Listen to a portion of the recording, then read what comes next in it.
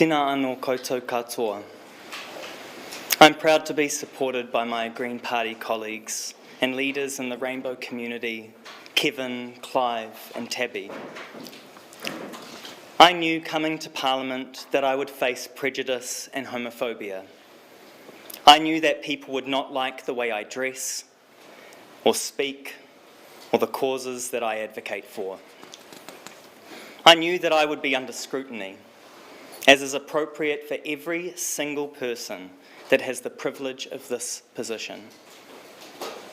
But I could never imagine or prepare myself to be attacked in such a baseless, personal and violent way. That my life and that of my child would be threatened.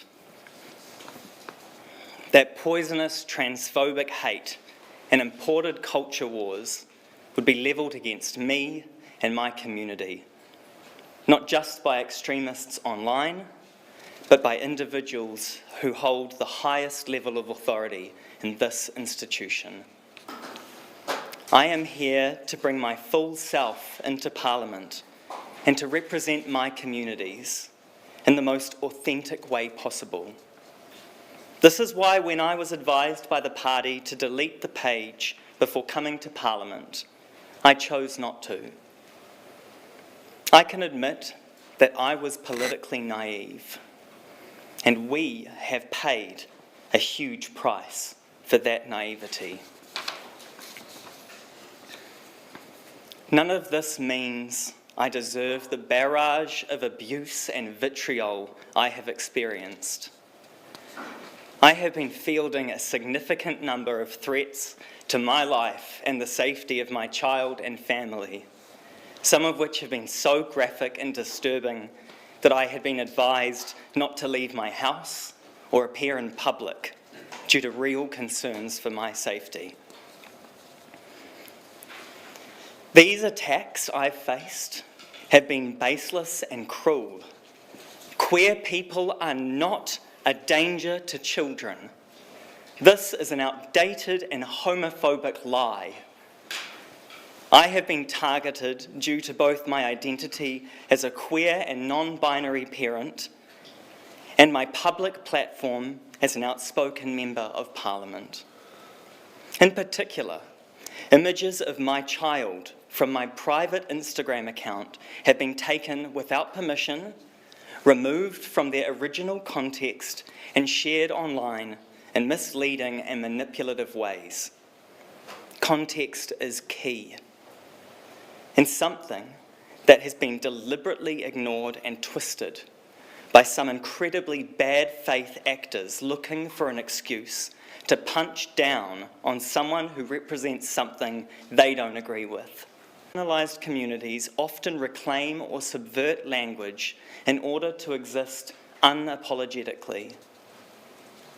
I recognise that bussy is not a term all rainbow people use or like, but it is one that is commonly understood and appreciated by my friends and community. For me, this term is wordplay and represents the combination of my masculine and feminine qualities as a non-binary person, someone whose gender doesn't fit into a strict category. It is also a satirical in-joke referencing pop music, drag culture, Bond novels, and 1960s cinema, made about myself with people who know me in mind. The vast majority of New Zealanders will not tolerate violent and malicious rhetoric in our country. They will not accept toxic conspiracies which attempt to bully and threaten queer people out of public life. I refuse to be disappeared by hate. We have a choice as members of Parliament to reject this imported culture war of hate and division. We can and must do better than this, because that is what the people of Aotearoa deserve. I'm happy to take your questions. Do you believe you've done anything wrong already? No, I don't. Do you believe there was anything problematic about any of the posts that you made on your social media, and why have you deleted so many of them? In the context of that old account, my personal account, and the posts that you're talking about, they were made in reference to me, about me and my life, and they have been taken wildly out of context and manipulated. Do you understand why people think it was inappropriate to have a picture of a child accompanied by that word? The context of that series of images is about me, a reference to me and my nickname or my persona, and the various many things that go on in my life, like a screenshot of the different things that are happening for me at that time. When it's taken out of context and manipulated by bad faith actors to look a certain way, that's what's going to happen. People take issue with the words pussy galore. What's your definition of pussy galore? So Bussy is a reference to me, as I've said. Bussy galore is a wordplay of the character from the James Bond novel Goldfinger, Pussy Galore. And you've said that it's basically you living your best life. But it's a lot more explicit than that, isn't it? No, it's just plainly said, it's just about me. It's a reference to myself and no one else. In your opening statements, you have said it's simply me living my best life. It is more explicit than that. It is a play on the words boy and pussy. Do you accept that? In this context, that is not what it is. In this context, it is a reference to me and a nickname that my friends and people who know me understand as a reference to me. Can you see why people might take issue with that you're picking and choosing what definition you feel is appropriate? When an image and words are taken out of a context and manipulated to seem a certain way, I can see how people might get that impression. You mentioned some of the other concerns that have been raised online with you, just so you can address them outright. There have been some concerns raised about the use of the spiral emoji. Are you aware of the connotations of that online and its links to child sexual harm? In Aotearoa, we are surrounded by Māori motifs such as the koru. I don't know a single person who would look at a spiral in this country earnestly and think anything as malicious as that. I was not aware of that conspiracy, and I would only use that, as most people would, as a reference to a koru in Aotearoa. You mentioned at the beginning that the party advised you to remove the social media account. Looking back, do you regret not doing that? I could never have predicted or foreseen the level of violent hate that I have been receiving because of the manipulation and taking of images of my child.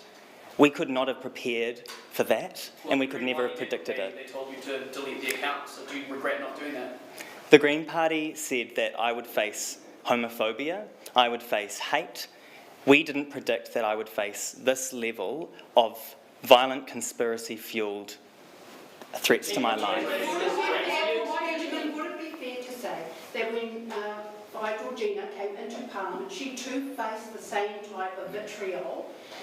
What she did was put it in a book before she turned up, but still got the backlash from the larger, wider community who do not have access to the hapori takatapui, and that is probably the basic issue. They don't have access. They don't have access to the kupu, to the reo of takatapui, te ao takatapui, and that's what you're having to do now, is to explain to the wider majority of people what it is to be takatapui. The rainbow community, as you've said, is a really diverse community. I don't represent every single rainbow person. We are a rich and diverse group of people, much like any community. And there are going to be differences and variations in our language, our identities, our beliefs. This is an example of that. I am just a member of a group of people in the rainbow community. That's right, we're not a monolith. Why didn't you take the Greens' advice and pull that page down? I came to Parliament with the backing of people to be my authentic self and to represent the communities that I come from. I have been supported the whole way through this by people who know me and care for me to not relent on being unapologetic on the things that matter. I am not going to be disappeared from public life, and queer people should not have to minimise ourselves. So what exactly was it that advised you to take it down? Pardon me? Who exactly was it that advised you to take it down? I was advised when I was a candidate, which was a fair while back, and I actually can't recall. It was leadership from the Green Party. And how did that conversation go? The advice I received was that coming into public office, I would probably face homophobia and queerphobia based on my identity, and that for the interests of my well-being, I might like to take it down to avoid nasty comments. They trusted me to have the authority and autonomy over that decision myself. You say you refused to be disappeared by hate. Did you ever consider stepping down over the last week or so? No. Why not? Can you just explain that decision? Yeah. Because this is really important, this fight that we're having right now. If I were to step down and to move away from this space, our community would lose a voice, and we don't have much representation in here, especially non-binary Takatapui people. I have the backing of my community, I have the backing of my whānau, their confidence. The people have reached out and supported me and said that they will wrap around me, and I am here to fight for the things that matter to us and our community. Despite your explanation and your opening remarks, there will still be some people who are confused why you refer to yourself using that term. How would you unpack that for them? How would you reassure them that there's nothing more nefarious to it? Sure. Many cultures and people and communities and friends use nicknames or kind of tongue-in-cheek references to each other in closed group environments and circles of friends. In my community, which was quite large on that Instagram account of friends who understood for a long time that it's kind of a nickname or persona for me, much like, I don't know, a character like Fred Dagg, who is kind of a obscure pop culture reference. The name is kind of tongue-in-cheek. It's simply put, just a persona or identity and part of my identity and kind of online presence. Could you explain the severity of the threats? Was police involvement required? How much of it was, seemed close to realised? Sorry, there are multiple parts to that question. Could you please ask it again? The severity of the threats. How much was sort of potentially realised threats and required police involvement? Sure. So I've been following a process guided by parliamentary security and the DPS around referring all threats through that specific pathway, and it's not my position to determine whether or not they're valid. That has been followed by that process, and I've entrusted them to follow it correctly. Why do you get to engage with police? Have all the police been involved? I have been engaging with parliamentary security specifically, and then they have been the conduit for the correct process. You've described the level of hate that you've received as poisonous, transphobic hate. Do you believe that is also the case when it comes to Winston Peters' criticism? I would rather have a conversation kanohi ki te kanohi with the Right Honourable Deputy Prime Minister, Mr Peters, because I believe that we can't resolve anything through bickering or in the media. I would rather have a restorative conversation with him directly. Have you had any comments? Pardon me? What did you make of his comments?